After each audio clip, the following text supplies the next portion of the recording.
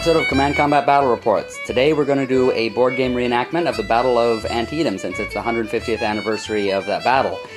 It's the bloodiest day in American history, and it happened on September 17 of 1862. We are using Battle Cry to do this. And essentially what had happened was Lee had kicked the Union Army out of Virginia and was marching up into Maryland to try to get the Marylanders on their side. They really thought the Marylanders had been on their side and almost joined them, but the Union had forced them to be on their side to stay with the Union. So Lee thought he could just march up in there and, Marylanders would rise to their side. It didn't exactly work out that way. So they were getting ready to kind of leave Maryland when the Union Army hit it at this area around Antietam Creek. So this is going to be in three different parts because McClellan, rather than attacking the whole front at one time, he attacked it in three different parts. So that's how we're going to do this. So beginning in the morning, Hooker, who's on this side, yes, you heard the name right, this was him, General Hooker. That's actually where that name comes from, or the phrase for the ladies of the night, because he used to travel a lot with some women on his campaigns and all that sort of thing, so they started calling women of the night Hooker's women. Anyway, but he was actually a pretty good general, and so he started by moving his men up on the Union right flank, which was the Confederate left, and they started heading out after that cornfield where Jackson was supposed to be guarding. So Hooker moved his men up through this cornfield, and they were trying to be real sneaky about it and go up real quietly through the tall stalks of corn, but some of Jackson's men saw the glint of bayonets inside the cornfields and figured out what they were doing, so they rushed forward, and they kind of got the jump on the Federals because of the fact the Federals really thought they were hidden, and the Confederates came in and really smacked them hard. So Jackson rushed his men forward, charged into the Federals in the cornfield, pushed them back out, and took the area, but the Federals brought up their reinforcements to take it back. The battle raged back and forth in the cornfield, both sides taking it and then losing it and then taking it again, each side leaving their dead behind, and they just stacked up really high inside that cornfield. It basically became a very bloody area where neither side could shoot very far, and both sides just came in smacking each other, pushing the other one out, then getting pushed back out themselves, and neither one gaining very much ground. And by the end of the morning, neither side had taken the cornfield. Both sides really fell back, having sustained such losses that neither one could really push any further. So they backed up on either side and called it a day for the most part, having lost huge numbers inside that cornfield. By early afternoon, the battle moved to the central part. This time it would be Sumner on the Union side versus Longstreet on the Confederate side. Longstreet had placed his men along a fence in a sunken road. The sunken road was relevant because of the fact that it was down far enough that the men were able to kind of use it as a trench, and that provided them pretty heavy cover along with the fence to protect them against the oncoming Federals. Now, on the Federal side, of course, they basically had this big open field that they would have to cross. The Confederates had their entrenched position looking out across this big open field, and it was kind of a suicidal position for the Federals to march towards it, but of course being that kind of era, and McClellan's not too wise strategies, that's exactly what the Union decided to do, is march across that field to get them. Predictably enough, the Federals took heavy losses as they marched across that big open field towards that entrenched position, even though the Confederates were behind cover and had that sunken road to hide in. They just kept on moving forward and were heading towards that fence while the Confederates picked them off. Despite taking heavy losses as they crossed the field, the Federals did manage to make it to the fence and at some points breached the lines.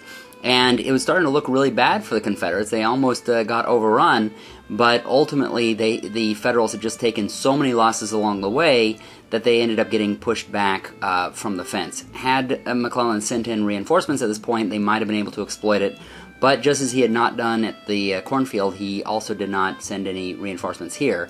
Instead, he just simply moved on to the next part of the battlefield.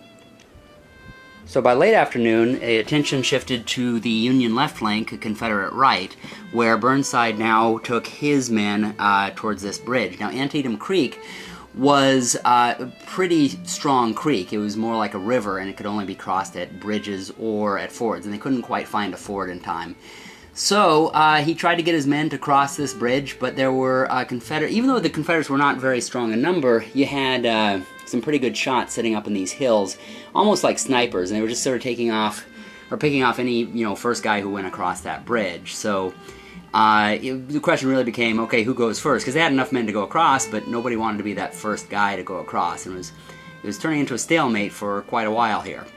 Finally, Burnside called out, "A barrel of whiskey to the first man to cross that bridge," and all of his men rose up at once and ran across, and who wouldn't for a barrel of whiskey? Or it was approximately that. It might have been a different quantity, but you get the idea. He promised them booze, and the men ran, and they ran up across that bridge, rushed off the Confederates were holding it, the few Confederates that were really there, and continued running across and took the area. Once they were across, it was looking pretty good because there weren't many Confederates to guard against them, and they would be in the rear of the sunken road where they would be able to get in behind the Confederates and perhaps finish them off. But A.P. Hill was over here by Sharpsburg, coming up to the rescue just in the nick of time, which he did a number of times, and he would be able to take them on. The two sides battled it out near the town of Sharpsburg, and it was a pretty hefty fight, and in fact, Burnside could have just broken through them if he had been given the reinforcements that McClellan had promised. In fact, McClellan had quite a few reserves that he really had not used throughout the whole battle, and here was the perfect time to use them, because they could have really pushed through A.P. Hill's lines. But he didn't send them, and the Federals really got hit pretty hard. They got hit so hard, as a matter of fact, that they got pushed back close to the bridge, and the Confederates continued to push really hard on them, and the Federals took a lot of losses. Both sides took a lot of losses, but the Federals lost land, and in fact, that evening, Burnside ended up pulling his men back across the bridge. So he wound up exactly where they had started. So at the end of the day, basically everything was where it had been, and the Federals did not gain any ground. The next day, the two sides pretty much just stared one another down, which was a curious strategy for McClellan, seeing as he was supposed to be driving Lee out of Maryland, or better yet, destroying Lee's Army of Northern Virginia. But instead, he just sort of stared at him, and Lee kind of stared back because he didn't have anything that he really needed to attack him for. He was pretty much already on his way out of Maryland anyway, having not accomplished getting Maryland to join his side. When neither side did attack the next day, Lee just left and went back to Virginia. It was considered a Union victory. In fact, Lincoln used it as his victory to announce the Emancipation Proclamation. Some people have said that it was a draw, but I actually consider it a Confederate victory, seeing as they just really bled down the Union, demoralized them a bit, and they got away.